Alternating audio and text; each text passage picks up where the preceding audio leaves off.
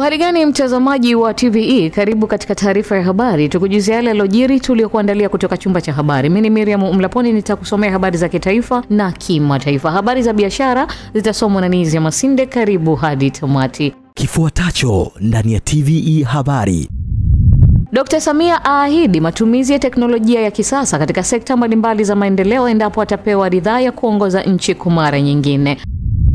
Dr. Mpango alaani kuibuka upya kwa ukiukwaji wa sheria za kimataifa na kupelekea matumizi ya nguvu kama njia ya kutatua migogoro.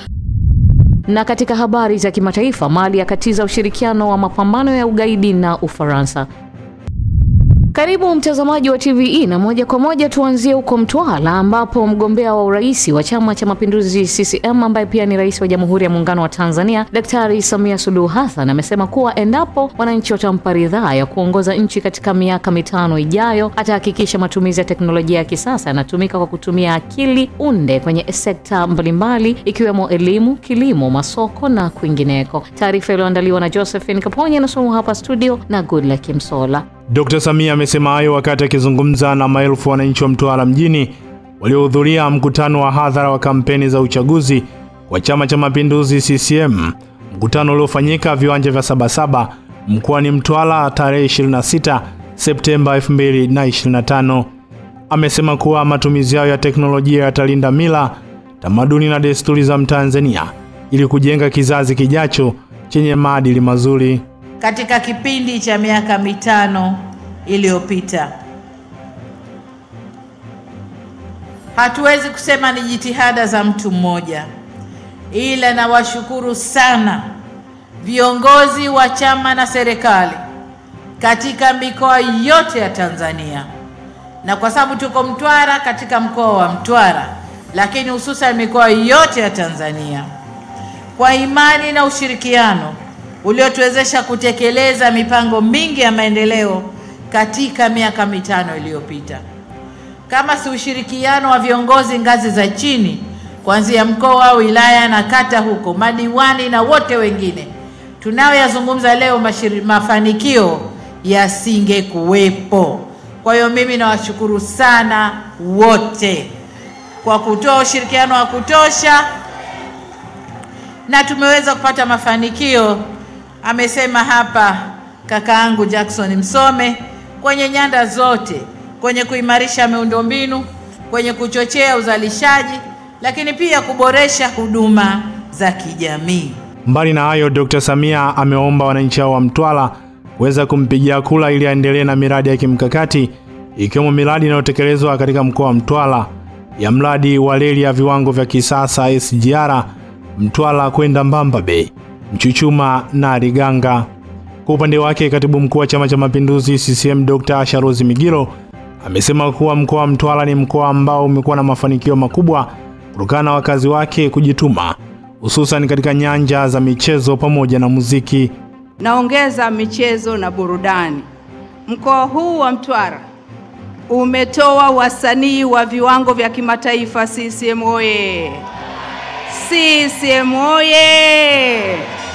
Mziki wa Tanzania kupitia wasanii hawa umesikika pande zote za ulimwengu. Mheshimiwa Mwenyekiti, uliponipa heshima ya kuiwakilisha nchi yetu katika falme ya Uingereza, tulimpokea kijana Harmonize. Mziki wake ni wa kimataifa na alitisha. Ni kwa sababu Mheshimiwa Rais, serikali yako Mheshimiwa mgombea, imeweka mazingira mazuri ya kuibua na kuendeleza vipaji, iwe katika michezo, katika burudani, katika sanaa. Yote hayo yamewekwa vizuri chini ya uongozi wako, na ndiyo sababu hivi sasa mziki wa Tanzania umepaa kikanda na kimataifa. Nao wagombea mbalimbali wa nafasi ya ubunge wakaeleza utekelezaji wa miradi iliyofanywa na Chama cha Mapinduzi kupitia mgombea huyo na kuahidi kumpatia kura za kutosha ili aendelee kulitumikia taifa la Tanzania katika kuleta maendeleo kwa wananchi. Lakini ndugu mgombea, eneo la pili, tumekuwa na changamoto kubwa katika mji wetu kwenye eneo la miundombinu.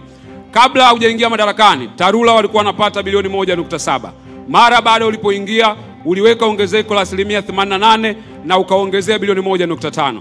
Pesa hizi zimetusaidia kwa kiwango kikubwa kuboresha miundombinu yetu. Lakini kama haitoshi, uliweka mji wetu pia kati ya miji ambayo katika programu ya uboreshaji wa miundombinu yani TACTIC, na ukatupatia zaidi ya bilioni 27. Tunakushukuru sana. Kati ya fedha hizo zimeenda kutatua moja ya changamoto kubwa katika mji wetu, ambapo mvua zinapokuwa zinanyesha maji yalikuwa yanaingia katika majumba ya watu. Lakini leo kupitia mradi ule kilomita 1.5 ya mfereji unajengwa pale Shangani Kiangu, ili mvua zitakaponyesha wananchi hawa wasingiliwe na maji katika nyumba zao. Mimi kwa upande wa Tandaimba ninayo ya kuwakumbusha wanamtwara na wanatandaimba. Mheshimiwa mgombea urais, sisi tunakushukuru na tunayo kila sababu ya kuchagua kwa kutupa lami kilomita 160 yenye thamani ya milioni 268. Unapozungumza kilomita 160, kilomita 62 ziko ndani ya jimbo la Tandaimba. Asante sana mgombea wa urais. Mheshimiwa mgombea urais, tunapozungumza zao la korosho, wilaya ya Tandaimba na jimbo la Tandaimba ndo wazalishaji wakubwa kwenye mkoa wa Mtwara. Na mwaka jana kwa sababu ya kutupa pembejeo bure, halmashauri ya Tandaimba ilikusanya bilioni 9.4. Asante sana Mheshimiwa mgombea urais. Mgombea huyo wa urais kupitia tiketi ya Chama cha Mapinduzi leo amehitimisha mwendelezo wa kampeni zake akiwa ndani ya mkoa wa Mtwara, ambapo alikuwa kinadi sera za ilani ya Chama cha Mapinduzi na kuomba kula kwa wananchi wa Mtwara waweze kumpatia ridhaa ya kuweza kuongoza tena taifa la Tanzania. Asante sana Goodluck Msolla kwa taarifa hiyo. Makamu wa Rais wa Jamhuri ya Muungano wa Tanzania Dr. Philip Mpango amesema Tanzania inalaani kuibuka upya kwa ukiukwaji wa sheria za kimataifa na kupelekea matumizi ya nguvu kama njia ya kutatua migogoro, hali inayopelekea ukatili uliokithiri kwa binadamu, hususan watoto, wanawake, wazee pamoja na wagonjwa katika maeneo ya migogoro. Makamu wa Rais amesema hayo wakati akihutubia kikao cha 80 cha Baraza Kuu la Umoja wa Mataifa kinachofanyika makao makuu ya Umoja wa Mataifa jijini New York nchini Marekani. Amesema uwepo wa mitazamo ya kibeberu ikiwa ni pamoja na ile ya kuichukulia Afrika kuwa sehemu ya uchukuaji rasilimali na uporaji wa ardhi, pamoja na uwepo wa makampuni ya kimataifa kuendelea kufanikiwa kutokana na unyonyaji wa mali za asili za Afrika, huku wakisababisha au kuunga mkono migogoro inapaswa kumalizika sasa. Makamu wa Rais amesema Tanzania inachukulia msimamo wa upande mmoja na matumizi mabaya ya nguvu za kijeshi pamoja na kushindwa kwa jumuiya ya kimataifa na mataifa yenye nguvu duniani katika kukomesha umwagaji damu na vita vya hatari vinavyoendelea katika maeneo mengi duniani kuwa ni jambo lisilokubalika. In his last speech to the United Nations General Assembly prior to retirement in 1985, Mwalimu Julius Nyerere, the founding president of my country, articulated the principle that, and I quote, "To be silent when we see danger, to refrain from attacking policies which are seen as contrary to the interests of peace and justice, to do these things would be to surrender our freedom and our dignity. That we shall never do." End of quote.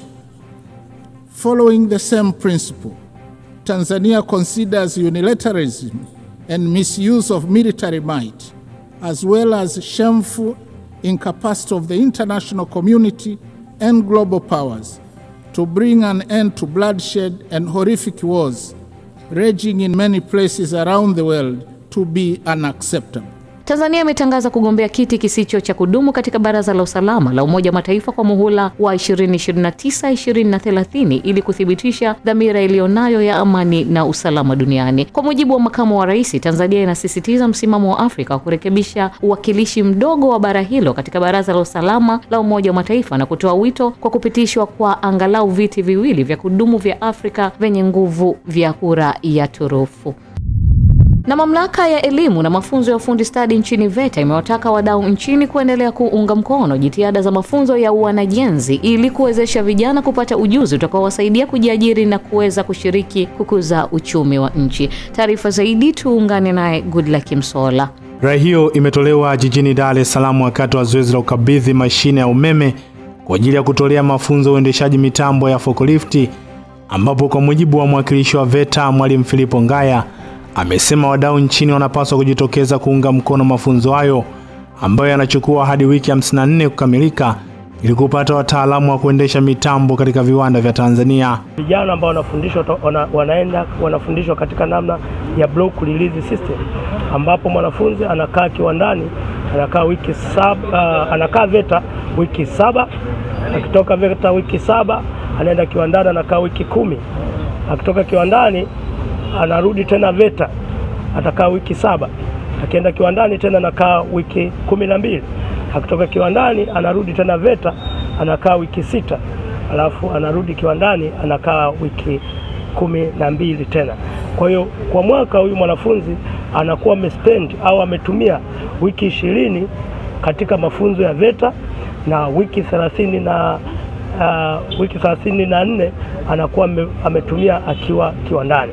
Kwa mafunzo haya yanawasaidia sana vijana kupata skills, kwa sababu wanaenda kujifunza moja kwa moja eneo la viwandani. Kwa upande wake, Hafidhi Ariganji kutoka kampuni ya mitambo na mashine za viwandani ya Nazim amesema wao kama sekta binafsi wametoa bure mtambo huo ili kuunga mkono jitihada za serikali katika kutoa mafunzo kwa vitendo kwa vijana kupitia VETA ili waweze kupata ujuzi bora kwa faida ya viwanda vya nchini pamoja na uchumi wa taifa kwa ujumla. Sisi tumesha supply kwenye nchi yetu Tanzania zaidi ya fuko 300 za umeme, na tulikuwa na uhusiano na VETA ambapo tulikuwa na wapa training na wanatutumia wa trainee kwetu sisi ambapo tuweze kuwapa hiyo ujuzi vijana wetu ambao wako VETA. Na sasa tumeamua sisi na kampuni ya Godrej ambayo ni supplier wetu kutoa hilo forklift moja hapo ya umeme kwa VETA, ambapo wasipate shida ya training pale, wawe na foko yao pale, ambapo tuweze kupata maoperator wazuri na mafundi wazuri ambayo watusaidie sisi na kampuni na nchi yetu kupata maendeleo ambayo inahitajika. Hata hivyo, wadau hao wamesisitiza kuendelea kuunga mkono serikali, hasa kutoa mafunzo kwa vitendo ili kutoa nafasi kwa vijana kujifunza kwa vitendo na hivyo kuwa bora katika fani za uendeshaji mitambo na mashine hususani za viwandani. Asante sana Goodluck Msolla kwa taarifa hiyo.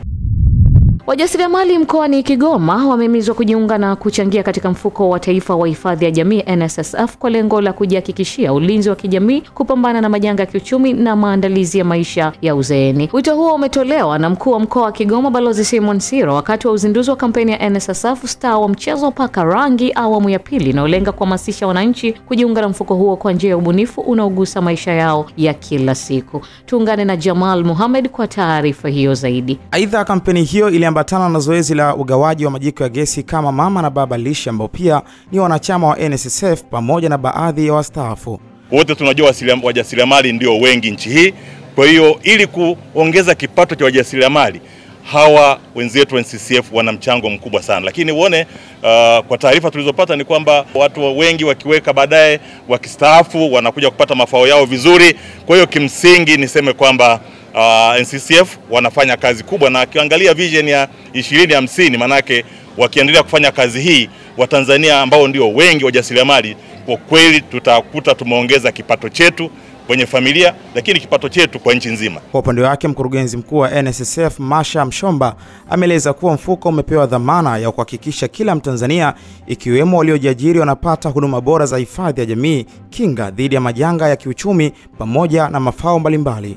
Mbali na hilo, ameongeza kuwa NSSF imetoa majiko ya gesi kwa mama na baba lishe kama sehemu ya kuhamasisha matumizi ya nishati safi ya kupikia ili kuboresha mazingira yao ya kazi na kulinda afya, huku meneja usimamizi wa mafao wa NSSF James Oigo akitoa ufafanuzi juu ya viwango vya uchangiaji kwa wanachama waliojiajiri kupitia mpango wa hifadhi skimu, ambapo amesema kuwa mfumo huo ni rafiki na unazingatia uwezo wa kipato kwa wananchi wanaojishughulisha na shughuli mbalimbali za kiuchumi. Na kama mnavyojua, NSSF imepewa jukumu la kitaifa kuhakikisha kwamba tunatoa huduma hizi za hifadhi ya jamii kwanza kwa sekta rasmi ya private, lakini pia kwa hili kundi kubwa la waliojiajiri. Kwa hiyo kama nilivyosema, tuko katika mwendelezo wa kampeni zetu za Star mchezo ambazo lengo lake ni kuhakikisha kwamba tunatimiza azma hiyo ya serikali ya kuhakikisha kwamba wote waliojiajiri wanapata hamasa ya kujiunga. Hilo ni muhimu. Kwa nini? Ni muhimu kwa sababu linatoa nafasi sasa kwa mara ya kwanza katika historia ya nchi yetu kuwa na kundi hili kubwa la watu waliojiajiri wakifaidika na huduma za hifadhi ya jamii ambazo huko nyuma hawakuweza kuzipata. Katika skimu hii tunatoa huduma za matibabu kwa ajili ya kuweka afya za wanachama wetu kuwa nzuri, waendelee kufanya kazi na kujichangia. Na katika skimu hii ya hifadhi scheme uchangiaji wake ni shilingi 30,000 kila mwezi, lakini tumerahisisha huu uchangiaji kwa maana kwamba unaweza kila siku atoa 1,000. Tumeenda kidigitali zaidi kwa maana kwamba kuchangia, kujiunga haukuhitaji uje katika ofisi zetu za NSSF. Unaweza ukaingia kwenye simu yako. Tumeenda kidigitali zaidi. Tumefarijika sana baada ya kuwa tumepewa hii mitungi ya gesi, kwa sababu mitungi hii itatusaidia sana kufanya shughuli zetu. Ile NSSF star wa mchezo kwa kweli inaonekana, ile paka rangi inaonekana, na watu tumefurahi kweli kweli. Kwa ujumla, kampeni hiyo inaendelea kuwa chachu ya mabadiliko kwa wajasiriamali nchini, ikilenga kujenga jamii yenye uelewa wa kutosha kuhusu umuhimu wa hifadhi ya jamii nchini. Asante sana Muhammad Jamal kwa taarifa hiyo. Wananchi wametakiwa kujiepusha na vitendo vya rushwa wakati wa kampeni na uchaguzi mkuu, kwani rushwa huweza kusababisha kuchaguliwa kwa viongozi wasiokuwa na sifa, jambo linaloweza kuathiri utekelezaji wa majukumu yao kwa ufanisi. Mwavita Mkondo ameandaa taarifa zaidi kutoka mkoani Shinyanga. Katika kuhakikisha uchaguzi huru na wa haki, waandishi wa habari mkoani Shinyanga wamepatiwa mafunzo na taasisi ya kuzuia na kupambana na rushwa TAKUKURU yanayolenga kuongeza uelewa wa waandishi wa habari ili waweze kutimiza wajibu wao kwa weledi kuhusu namna ya kuripoti makosa ya rushwa kwenye uchaguzi pamoja na sheria na gharama za uchaguzi. Tutumie vyombo vyenu au nafasi zenu kama waandishi wa habari kuwahimiza, kuwashawishi na kuwaelimisha ili waelimike, wajue kwamba wana umuhimu wa kutumia nafasi yao au haki yao ya msingi ya kikatiba ya kupiga kura. Kwa hiyo ni lazima uangalie huyu anayetoa ni nani, lakini kama ni mtu baki anatoa tu, huyo ni lazima tutamuuliza kwamba wewe unatoa kama nani, kwa sababu wewe sio kiongozi wa hilo eneo, wewe sio rais, wewe sio mbunge, wewe sio diwani, unatoa hii kama nani? Kwa hiyo lazima atahojiwa. Akifungua mafunzo hayo, kaimu mkuu wa TAKUKURU mkoa wa Shinyanga Mwamba Masanja amewataka waandishi wa habari kuendelea kuwa mstari wa mbele katika kuelimisha jamii, kuripoti vitendo vya rushwa na kuhamasisha wananchi kushiriki kikamilifu katika uchaguzi mkuu unaotarajiwa kufanyika Oktoba 29. Ndugu zangu, nitumie fursa hii kuwaomba kufikisha elimu hii mtakaoipata leo kwa wananchi kupitia vyombo vyenu vya habari, kwani kwa kufanya hivyo mtakuwa mmetekeleza jukumu lenu la kuzuia vitendo vya rushwa katika uchaguzi. Kwa upande wao, waandishi wa habari walioshiriki mafunzo hayo wameahidi kutumia kalamu zao kuelimisha jamii na kuhakikisha uchaguzi wa mwaka huu unakuwa huru, wa haki na usio na vitendo vya rushwa. Katika sheria hii tunaambiwa kwamba anayehusika ni msajili. Msajili ndio mwenye jukumu la kuchunguza ukiukwaji wa sheria ya gharama hizo za uchaguzi. Swali langu linakuja, nafasi ya TAKUKURU katika mazingira hayo. Lakini wakati mwingine tunaweza tukaona kuna ukiukwaji wa dhahiri na rushwa ya dhahiri ambayo pengine msajili huyu wa vyama vya siasa asichukue hatua. Je, TAKUKURU ina nafasi gani katika eneo hilo? Kwamba itaacha tu mpaka msajili wa vyama vya siasa atakapoleta au itafanya nini? Asante sana Mwavita Mkondo kwa taarifa hiyo. Wazee wamependekeza kuimarishwa kwa huduma za ustawi wa jamii ili waweze kutatuliwa matatizo yao, kwani hivi sasa wanakumbwa na tatizo la upweke na kubaguliwa. Hazla Omari ana taarifa zaidi kutoka Arusha. Akisoma risala kwenye maadhimisho ya siku ya wazee mkoa wa Arusha yanayofanyika kimkoa wilayani Longido, katibu wa wazee wilayani hapa Saningo Lekuku anasema wazee wamesahaulika kwa kiasi kikubwa na jamii imeelekeza nguvu kwenye makundi mengine. Tunapendekeza kuwa na fao la kudumu kwa wazee wote waliobahatika kufika miaka 70 na kuendelea. Wazee wengi huanguka kwenye changamoto ya afya ya akili. Hii hupelekewa na hali ya upweke, kukosa msaada wa kifamilia na matatizo ya kifedha husababisha wazee wengi kuishi na msongo wa mawazo, huzuni na hata hofu ya maisha yao ya baadaye. Tunapendekeza kuimarishwa kwa huduma za ustawi wa jamii ili kuweza kuwa na programu muhimu za kuwafikia wazee wote wenye changamoto. Akizungumza kwa niaba ya mkuu wa wilaya ya Arusha, katibu tawala wa wilaya ya Longido Rahma Kondo anasema serikali imeendelea na jitihada mbalimbali za kuboresha maslahi ya wazee na inatambua kundi hilo muhimu katika jamii. Serikali inaanza kuboresha mifumo mbalimbali ya maendeleo na ustawi wa wazee nchini, na serikali iko kwenye hatua za mwisho kukamilisha na kuhuisha sera ya wazee, kama ambapo mmekuwa mkitoa changamoto zenu kupitia mabaraza mbalimbali ambayo yameundwa kuanzia ngazi ya huko chini kwenye vijiji mpaka ngazi ya kitaifa. Mkoa wa Arusha umeendelea kutekeleza sera ya wazee, lakini pia na miongozo mbalimbali.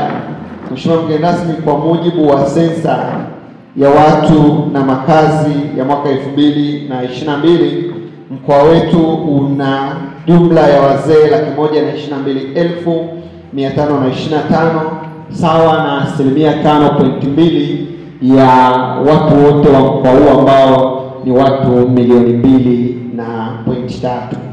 Lakini pia tumefanikiwa kuweza kuwapa wazee 39,245 vitambulisho kwa ajili ya kupata matibabu bila malipo, na wazee hawa ni wale waliotambuliwa ambao wana changamoto za kiuchumi, ambao tumesema basi hawa wanapofika kupata matibabu moja kwa moja waweze kupata matibabu bure kama sera ambavyo inatutaka.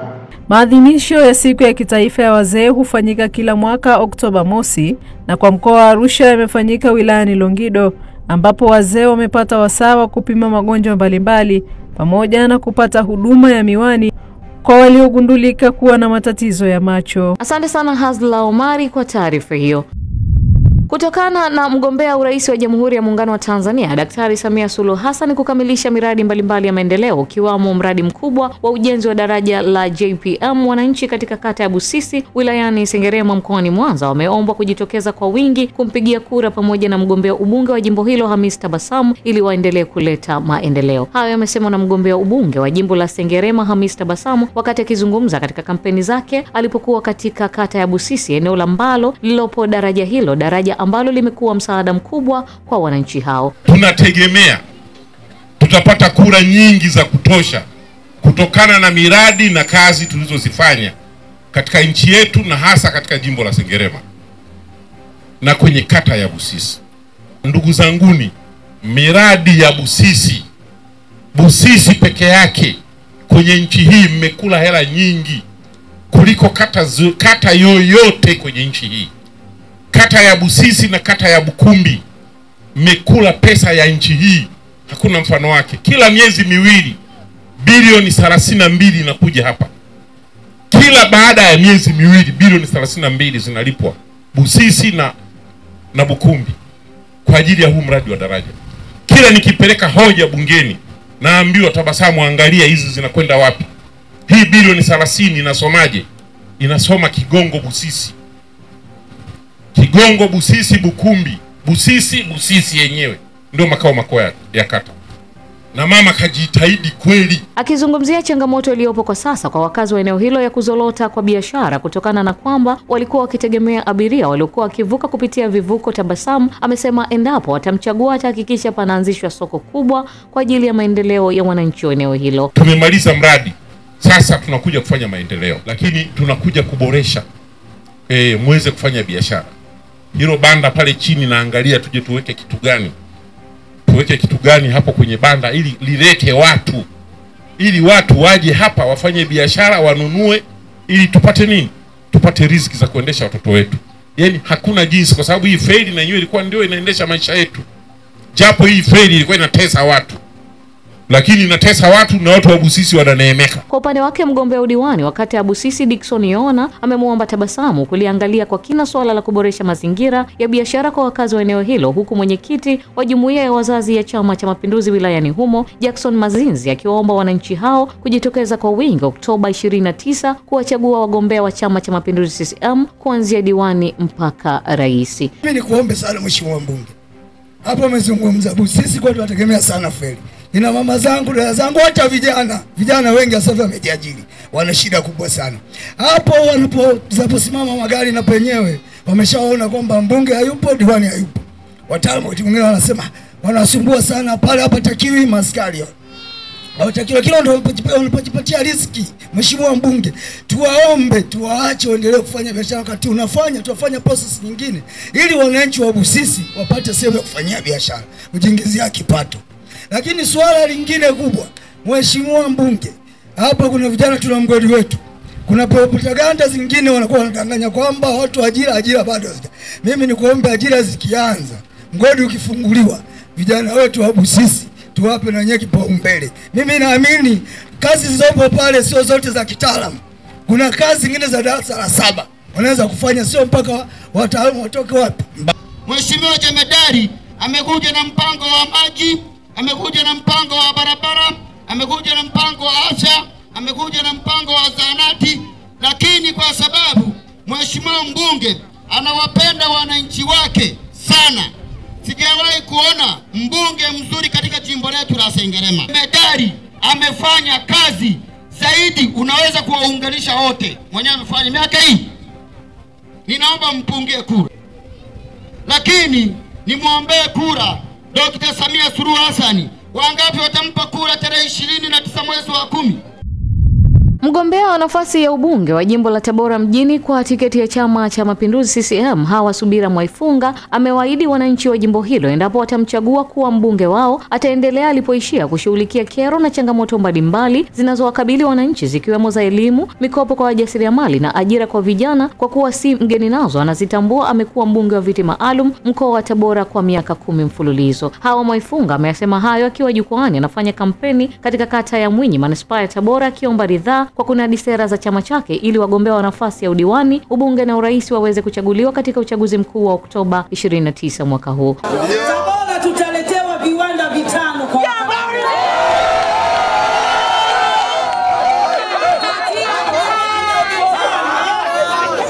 katika viwanda vitano vitakavyokuja mkoa wa Tabora wenye majimbo 12. Viwanda viwili vitajengwa Tabora mjini.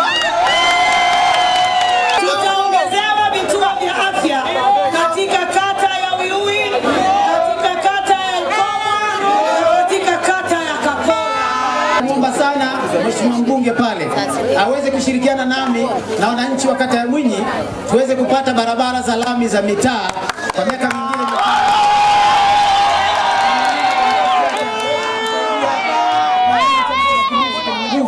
ya kufanya haya ambayo tumeomba. Lakini Mheshimiwa Mwenyekiti, nilikuwa na eneo la elimu, ilikuwa ni kipaumbele chetu. Kwa upande wake, mwenyekiti wa Chama cha Mapinduzi CCM mkoa wa Tabora Saidi Nkumba amewataka wakazi wa kata ya Mwinyi na mkoa wa Tabora kwa ujumla kukiamini na kukichagua Chama cha Mapinduzi katika uchaguzi mkuu wa mwaka huu katika nafasi ya urais, ubunge na udiwani ili chama hicho kiweze kutekeleza ilani yake ambayo inalenga kuendelea kukuza uchumi na kipato cha wananchi, kuinua hali za maisha ya Watanzania na kuimarisha ustawi wa jamii. Msifanye makosa tarehe 29. Msije kuchagua watu ambao hawana uelewa juu ya haya mambo ambayo kwa kweli chama kimeendelea kuyafanya na serikali ya CCM imeendelea kuyafanya. Daktari Samia Suluhu Hassan amefanya mambo makubwa. Nafasi za wabunge tunawaleta kwenu, tuna uhakika nao kwa sababu tumekwisha wapitisha kwenye machujio mbalimbali, na madiwani wa manispaa ya Tabora wamefanya mambo mengi. Na waomba sana tarehe 29 twendeni tukachague maisha yetu, twendeni tukachague maendeleo yetu kwa ajili ya kuendelea kuleta maendeleo kwenye kata zetu, lakini vile vile kuleta maendeleo kwenye maeneo yetu ya manispaa. Zaidi ya Watanzania 500,000 wamewezeshwa kumiliki simu janja kupitia mpango wa kukopesha simu za mkononi chini ya kampeni ya kuwezesha Watanzania milioni 1 kwa kipindi cha mwaka huu. Ula Kimsola anaarifu zaidi. Kwa mujibu wa meneja vifaa na huduma za interneti kutoka Yas ambaye ameshiriki katika uzinduzi wa toleo jipya la simu aina ya ZTE A36 na A76, Bi Imelda Edward amesema mwitiko wa Tanzania katika kampeni ya kuwezesha kumiliki simu janja kwa njia ya mikopo na gharama nafuu imeendelea kufanya vyema, ambapo anaamini hadi kufikia mwisho wa mwaka huu zaidi ya Watanzania milioni 1 watakuwa wamewezesha kuweza kupata simu hizo janja chini ya mpango wa kukopesha pamoja na kulipa taratibu. Mafanikio au malengo tuliojiwekea tunaamini tutayafika na kuyavuka, kwa sababu tulikuwa tumepanga kwa angalau wa Tanzania milioni 1 tuwe tumewawezesha kumiliki simu janja, na mpaka sasa 90% ya hilo lengo limefikiwa, na tunaamini tunapoelekea mwisho wa mwaka kutakuwa na kampeni nyingi zaidi, na toleo hili ambalo ni A36 na A76 litazidi kununuliwa na litavuka lengo la milioni 1 ambalo tulikuwa tumejiwekea. Kwa upande wake, meneja mkazi wa kampuni ya vifaa vya kielektroniki ya ZTE nchini Tanzania, Dwan Kansin, amesema Tanzania imekuwa soko la uhakika kwa simu janja kutokana na kasi ya matumizi ya simu hizo kuongezeka, huku akiahidi kuendelea kushirikiana na kampuni za Kitanzania katika kuziwezesha kupata teknolojia mpya na za kisasa kupitia simu za gharama nafuu. Hata hivyo, baadhi ya wananchi walionufaika na simu janja za mikopo wamesema hatua ya simu hizo kutolewa kwa mkopo wa kianzio cha shilingi 35,000 huku kwa siku wakitakiwa kulipa shilingi 700 umeongeza hamasa kwa Watanzania wengi kuweza kumiliki simu janja. Ushauri wangu, nataka kuambia wasitumie kisimu kitochi, waje kununua simu kwa bei rahisi hapa Mlimani City. Asante sana Goodluck Msolla kwa taarifa hiyo. Mtazamaji, hii ni taarifa ya habari. Mimi ni Miriam Mlaponi, tupate mapumziko mafupi kisha tutaendelea na taarifa ya habari.